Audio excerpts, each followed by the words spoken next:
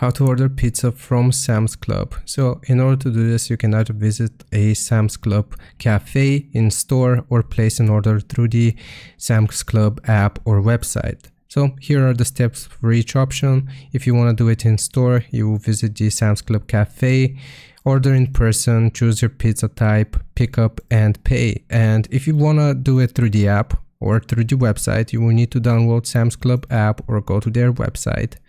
Log in with your account information, so make sure you have an account there, and you will navigate to the Club Cafe section in the app or the website. You will need to look for the cafe option, which might be under services or directly available through a search. You will need to select your pizza, so choose your pizza type, for example, cheese pepperoni combo. Choose the pickup location and time. You will need to choose your nearest Sam's Club location and specify when you would like to pick up your order. And the very last step will be checking out and pay. So complete the transaction and you'll get a confirmation with pickup details. Hope this answers your question. Leave a like and sub, and I'll see you next time.